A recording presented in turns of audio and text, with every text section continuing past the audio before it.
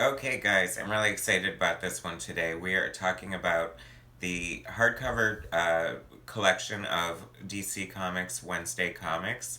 So let's get right into it. This came out in 2009, so possibly the original series came out in 2008, as sometimes it takes a year for the trades to come out.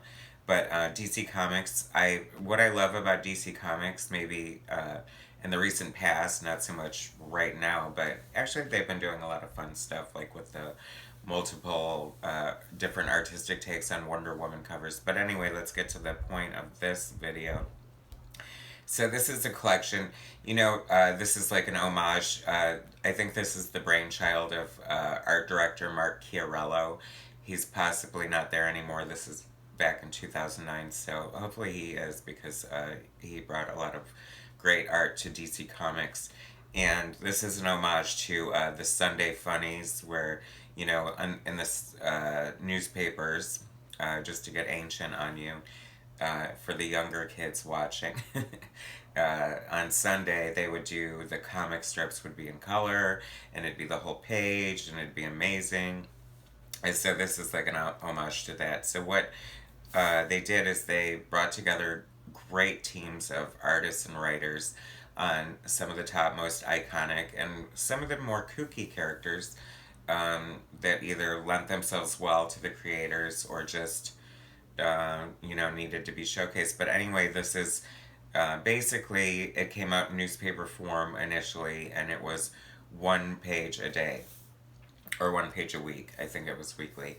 And then at the end, it put together a story. It was folded over, and it was on newsprint. It was a real pain in the ass and made us realize why they don't do comics like that anymore. But so luckily, this trade came out, and I feel like it didn't get tons of attention. I don't know if it was the weird format. And was an expensive book when it came out, but it's gorgeous. I mean, you can tell how big this is, and look at all the different art that we're going to be seeing inside. So let's open this up, and here's the mastheads to the weekly columns, like you would see on a Sunday Funny. And they called it Wednesday Comics. See, there it is, looking like a newspaper dropped by a newsboy on the street. These are just the table of contents. But they called it Wednesday Comics because Wednesday is the day that all comic books come out at comic book shops. And if you're a geek like me, it used to be like the best day of the week, of course. So you just couldn't wait till Wednesday. I mean, there's so many great creators involved in here. So the first story is a Batman story by Brian Azzarello and Eduardo Rizzo. Their big fame is 100 Bullets from Vertigo, but they've done tons of stuff that's just amazing. Brian Azzarello wrote Constantine, Hellblazer, and did a run on Wonder Woman that I kind of liked. That was good. And Eduardo Rizzo is noir, guns and bullets and blood, and you're going to get a great crime or detective story with these two together. So obviously putting them on Batman was a good idea. And you can just see how this is different from the normal comic book page where it's left to right. This sort of zigzags down the page. And that's a great, for you aspiring comic artists, pro tip, whatever. Part of the key to great storytelling is a zigzag across the page. And usually it's more just quicker, but since this page is so much longer, but you can see that establishes that the bat signal is pointing that way, so it draws your eye in, and then you just look at these, big eyes with the reflection, but the bat signals draw your eye that way again before you get to the bottom of the page, and you turn the page, and they've done their job. So now these probably have cliffhangers at the end of the page. When I first looked at the book, I thought, oh, wow, that's kind of weird that it's, repetitive, but these were coming out in weekly increments, so it would always have the masthead above the story with the credits to the writer and the artist, which is kind of great because, we always want to see the writer and the artist get credit. And they are in different colors, so that's always good to see. I don't know. Oh, Mulvihill. Patricia Mulvihill colored this, and she's amazing. She was part of the team on 100 Bullets, and she was with them all the way.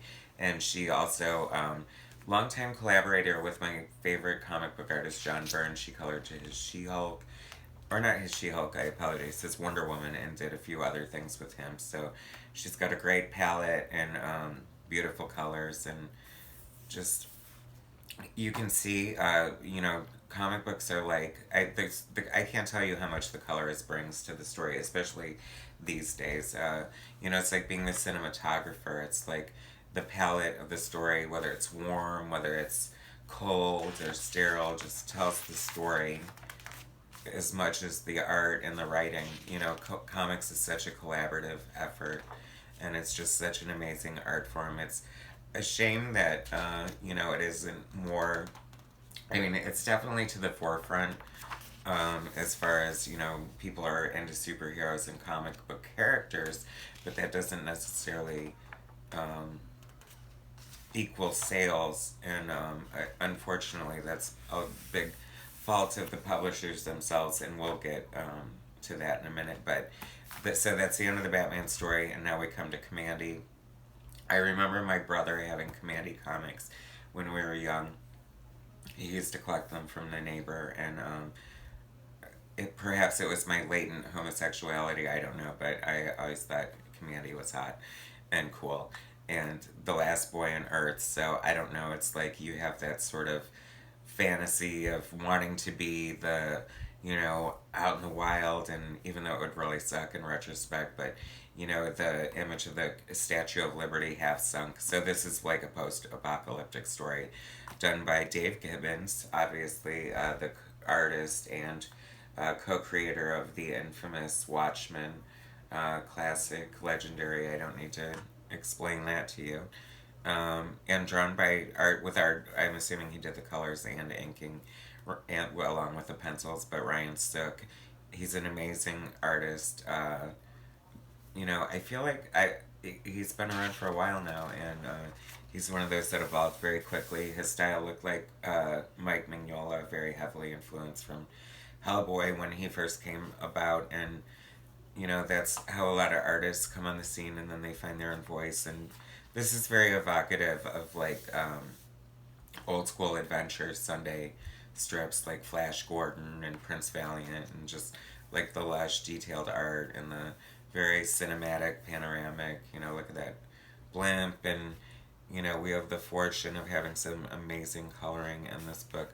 This book is beautiful, by the way. It's hardbound. The pages are very white and vibrant, and just a brilliant showcase for all the great artists we have going on here. I mean, look at that gorilla. How freaking cool is that? So we're with Commandy in a post-apocalyptic, I guess New York is where he starts, but he ventures the whole planet, I would assume. And Ryan Stook's art is just a dream. And Dave Gibbons is a good writer. You would think of him as only an artist, but he's definitely written some great stories in his time since Watchmen. So that takes us to the end of Commandy. Really great, brilliant art. And then now we're into Superman, one of my all-time favorites. People either adore Superman or lament him as like the big douchebag Boy Scout, but I love Superman. I fell in love with the movie I Believed a Man Could Fly.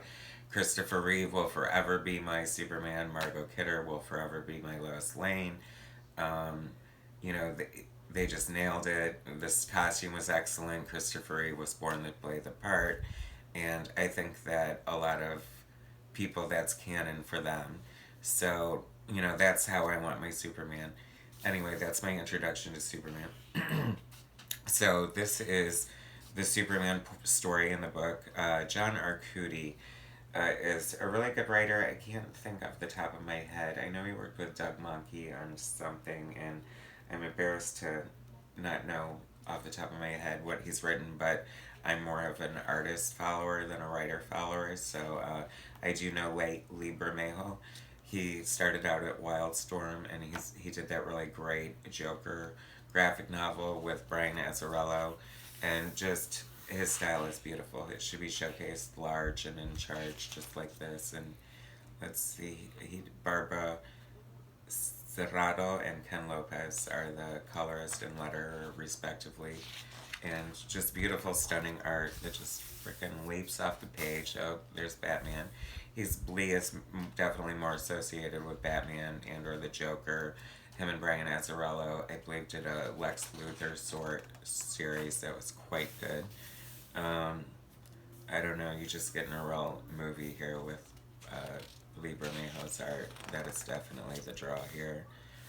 Um, I don't know. I mean, it's just stunning. Just the attention to detail, the shading, the you know, the anatomy, just the distinct style. I can't really compare him to anyone else.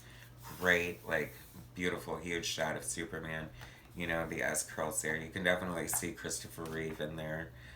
I'm assuming there's some sort of fondness. One would hope. One would imagine. Um, just great art by Lee Bermejo. He started out good and just got better and better and better, and he's really just one of those amazing, top 10 artists. So we move on to Deadman, a character that I've kind of been getting into lately because the concept of him is just so cool. Boston Brand, he's dead. I guess he was a circus performer, got killed, and now he, superheroes, but he can inhabit the bodies of living people temporarily. Kind of creepy, huh? Okay, so this is by Dave Bullock and Vinton Whack. I hope I'm saying that right. So anyway, Dave Bullock was is more of an animator from like the Gotham Adventures and Batman, stuff like that. You can see this sort of animated style, and I love it. It's very like Darwin Cook or um, these. They really took advantage of the format here. Just using the whole page and just I don't know. This is very Hitchcockian in a lot of ways. It's fun. It's creepy, but it's cartoony. It's very comic book. Just loving the art here. Deadman is so cool. Neil Adams, has his thumbprint on Deadman, and Kelly Jones, the great horror comic artist, definitely did a beautiful rendition of Deadman. But this is cool here. I love the coloring. I don't know. This is like it's speaking rock and roll to me for some reason. But so if you haven't seen these stories, isn't this making you want to read them? I mean, look how beautiful all this art is. And talk about worth the price of admission. There must be like 20 panels on that page. Very, you can see like a Bruce Timm who was very influenced by Jack Kirby, and you can see that here with the Kirby crackle. That's what they call the black dots of energy that are close together like that.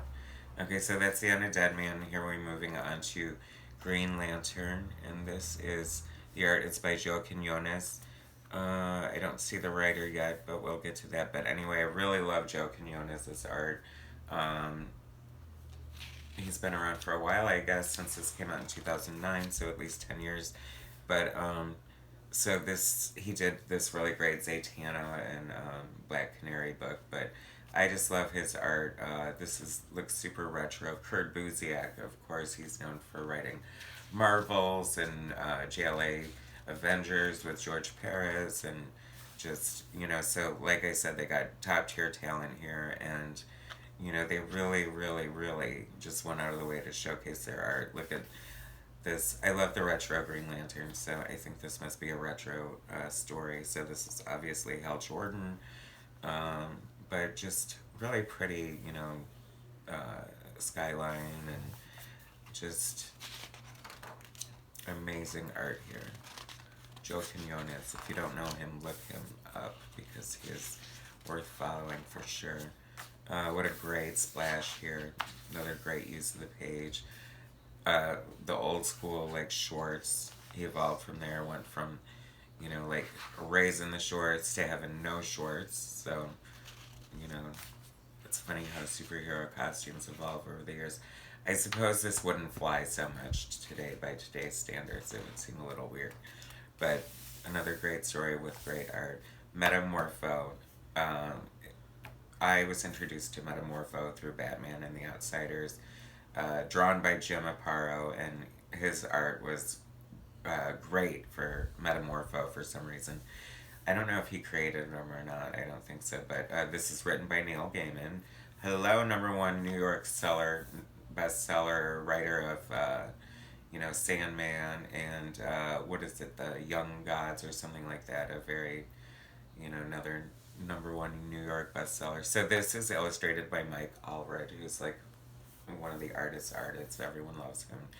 He's known for his creator-owned Mad Men story, but um, I forget who it was, but they brought him into the fold at Marvel, and along with Vertigo writer Peter Milligan, they created Ecstatics, which was an offshoot of X-Men, and they created that green blobby Duke, who's very super popular, and so that's where he comes from.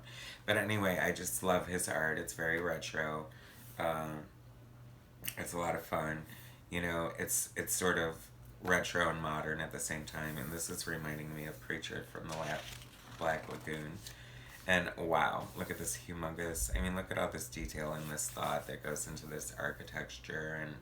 And, so many of this stuff can be done digitally these days. And I just love the retro style with the pen and ink, just getting in there and doing it. And this is very like old school with the round panels. And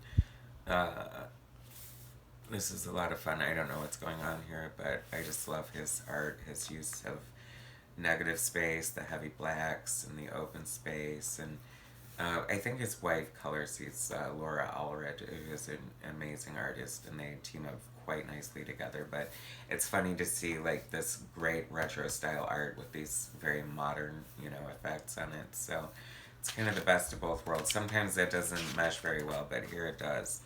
And so the story must be amazing since Neil Gaiman wrote it. If I did read it, it's been a long time, so forgive me. And that's a super interesting layout. Looks like a board game. I mean, is this blowing your mind, people? Like, just Metamorpho, just fun art all over the place. Okay, we must be getting near the end. I'm excited about, yep, that's the end of Metamorpho. That was like definitely from the 60s DC Comics. I think they use that a lot, and I love it. It just like takes you right back there. Not that I was born in the 60s, but anyway. So this is the Teen Titans, one of my all-time favorites. Love them. George Perez and Marv Wolfman's New Teen Titans probably are, like my Bible. So I love them so much. And this is a great story by Eddie Berganza, who's a longtime Teen Titans editor. And I don't know, he obviously broke out into writing. I don't know if it was just for certain projects or if he made the leap, but good for him either way. With amazing art by Sean Galloway. Sean Cheeks Galloway. So if you don't know his art, you should find it because he's amazing. I think he came from like animation. I think Teen Titans Go. He worked on Teen Titans Go, and I just love the animated style. It just lends itself so well to the Teen Titans, and his art is just breathtaking here as usual. And this is from 2009, so imagine how much, like, even more cool his art is now. And it is, trust me. Follow him on Instagram. Sean Cheeks Galloway. Shout out! But, this is a great story. It has, a lot of the Teen Titans elements that you would want. The Starfire, Robin, Raven team that everyone adores. Changeling. Do I see Changeling around here somewhere? Let's see. Just great art. He did also a Star Wars Adventures story, a few issues of the Teen Titans Go series, and a great Adventures of Superman story. So he does stories here and there, so it's always a treat when Sean does something. And so this is just a fun little Titans story, and I'm glad they included them because they are, part of the DC legend. Okay, so we move on to something a little more obscure, and this is Strange Adventures, like, obviously a comic from the 60s, and I love how retro it is already. We see it's by Paul Pope, and I guess in Europe they call him the Jim Morrison of comics, and he's got sort of this punk rock style and, you know, this edgy indie thing, which is kind of ironic now that he's so commercial, but, you know, he's major talent, definitely turns it out. So this, I'm just loving this. It's very, you know, like space adventure, Flash Gordon. Lots of great art here. His pen and ink, his brush style is just amazing. This reminds you of like old Conan comic books. It's really good. I love the color palette he uses. It's very alien and off-worldly. It definitely sets the tone for that. And once again, just take in these big, beautiful pages. I mean, you don't get this every day in these types of comics, so it's like really fun. Of course, another simian. I don't know why gorillas and apes are so popular. Maybe because we so latently relate to them, perhaps. Maybe we want to go back to being them. You know, this art is just breathtaking. Paul Pope. Let's see. I can't think of it. 100% was one of his books. He did a great Batman story. Just lots of great stuff. Another great artist to look up and familiarize yourself with different art if you haven't found it.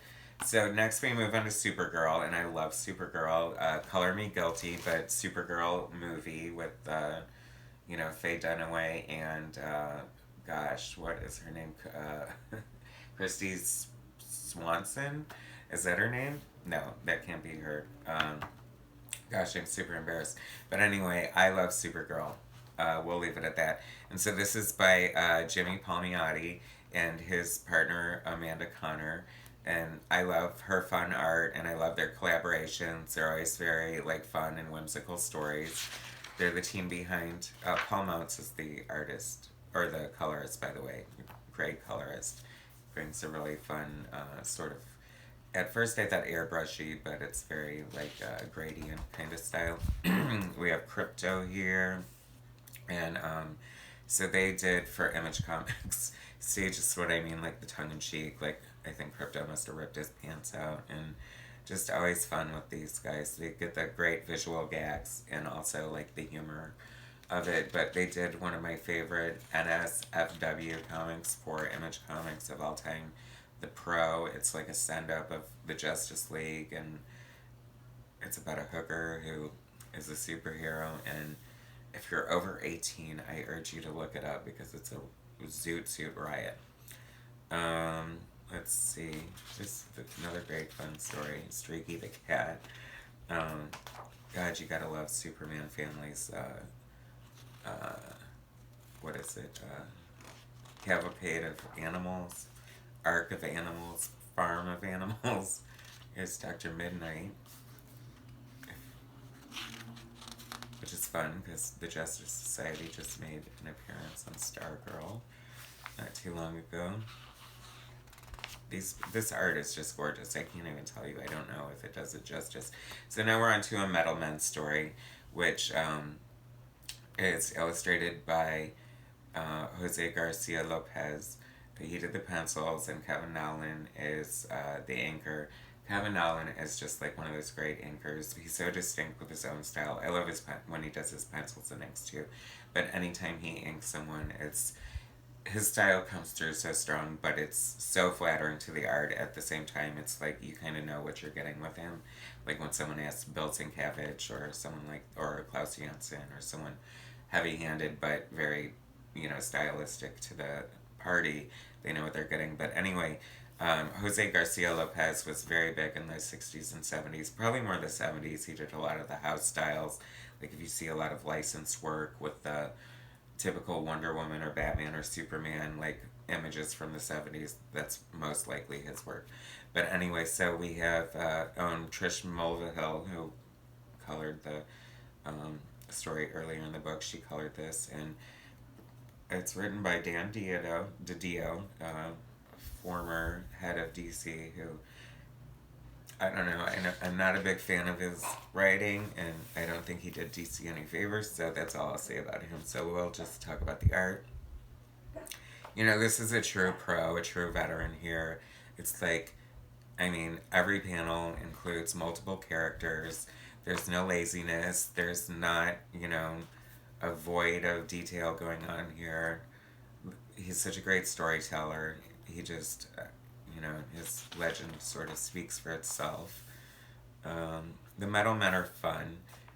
Like maybe a CGI movie with them, like a CGI cartoon would be good. That'd be fun, like sort of an Incredibles, but the Metal Man, because I don't see them working too well in live action. And okay, so Camo is his name.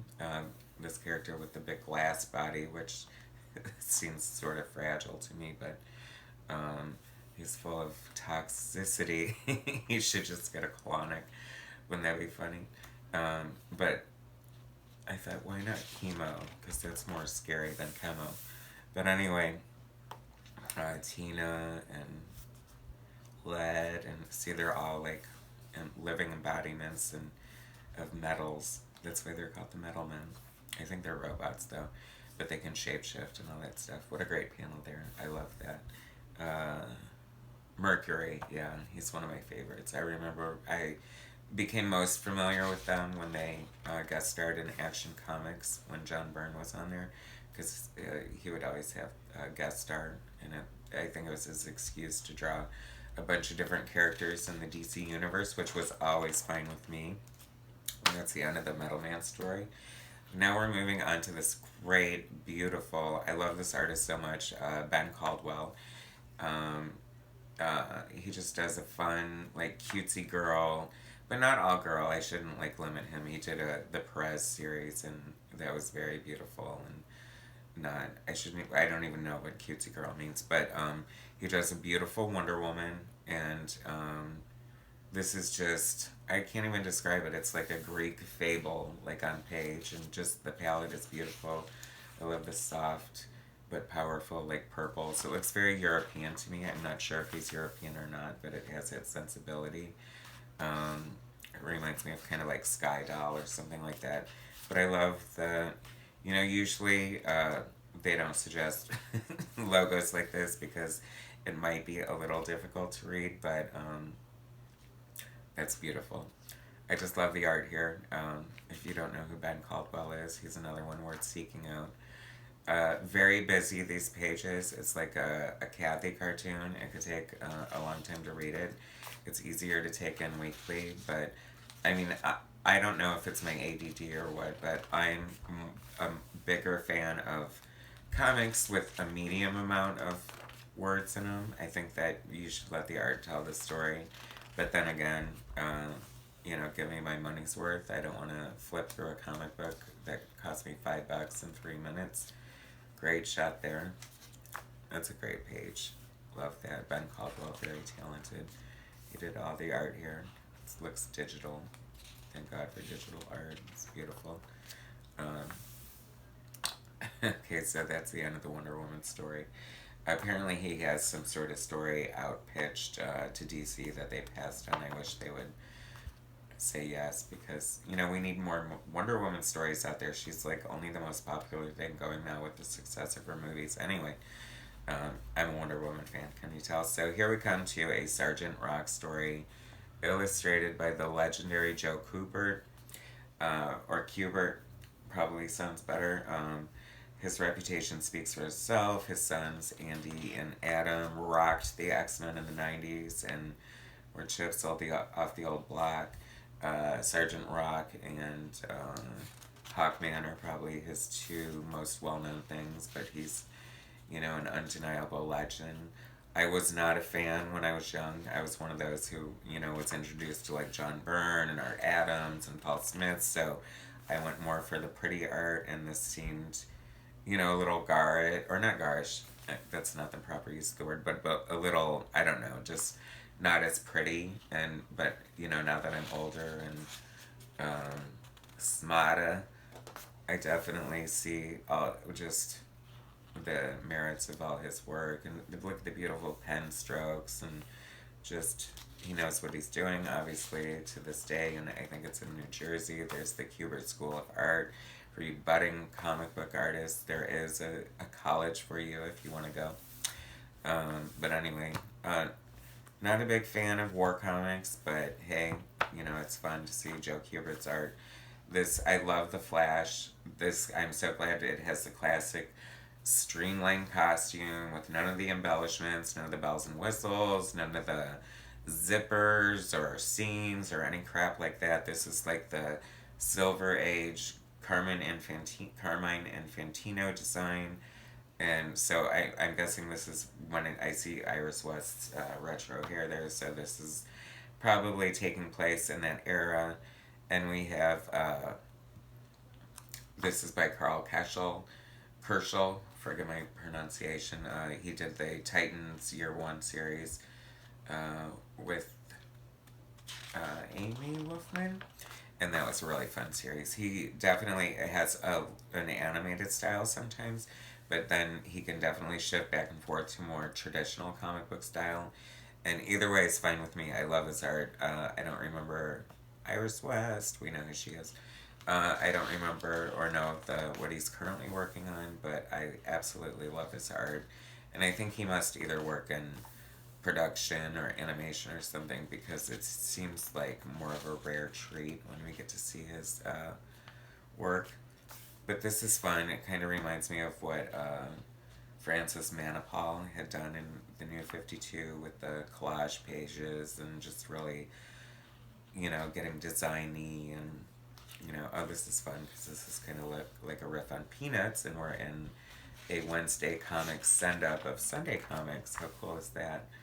Just, I mean, come on, you cannot do this in a regular comic book page. Just like way to once again take advantage of the different panel layout and the huge scope of the pages. Ironically, fun fact, you can't take in the whole page when when it's this big. You have to stand back and look at the whole thing, holding it, I mean. So that's the end of that great Flash story. Now we're moving on to Catwoman. And this is written by comics legend Walter Simonson, who we know from mostly from Thor, and then his collaboration on X Factor with wife Louise Simonson, great writer herself. And he's a legend. So I love his pencils. I love his art. I wish he would have contributed artistically to this, but he's a great writer too. And the art is by Brian Stelfreeze, who is a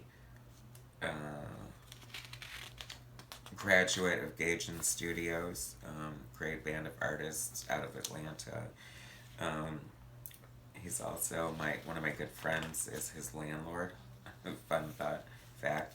I love his palette. I love his designing style. This is very typical of the artists who worked in the Gaijin style. Very clean lines, lots of beautiful brushwork and the tapering and stuff. Brian's palette is just beautiful. He uses a lot of deep, warm colors like the blues and purples, and he did a lot of great work on Black Panther around the time the Black Panther movie came out. We see the Demon here, who's always fun in a cameo, created by Jack Kirby when Kirby left Marvel to come to DC and flex his artistic muscles. The palette's gorgeous here. It's almost like neon-y or something to me, but just unusual. It reminds me a little of Kevin Nollan's coloring. Just very bright, unusual colors. And that's the end of that. And here we go with Hawkman, who I mentioned earlier. Hawkman's a great character who I don't think we've seen him in the DC universe yet, but hopefully they get to him soon. And this is written and illustrated by Kyle Baker, who's one of those fantastic sort of cartoonists that spreads his talent across many different medium. We've seen a lot of great stories from him. He did Plastic Man back in the day. He did The Shadow. Like, one was super cartoony, one was very grim and gritty. So he's definitely experimental and great, and like noir and jazz, if jazz were an artist. And I just love, like, this is a fun tale. We get space, we get, islands. This is just great. Look at this beautiful color palette. If you're an artist looking to just learn about color and design and everything, this is a great book to look at. So that's the end of that. Oh, and here comes Plastic Man. Here we mentioned Dorkin and Di Stefano. I don't think this is a full page. So Evan Dorkin is a famous indie milk and cheese cartoonist. And then the last one is The Creeper. Written by Keith Giffen and illustrated by Eric Contente, who is much more well known. He's a very cartoony artist. Keith Giffen, known for bringing back the Justice League International in the After the Crisis on Infinite Earths. Here's some creator bios in the back of the book, and this is just a great, beautiful book. I hope you got something out of this little look-see. And I super lucked out. I found this on eBay for a great price, so it was worth hunting for. And if you have shelf space, you should definitely add this book to your collection. And thanks for hanging out, and like this video, and please subscribe, and I'll be seeing you again soon.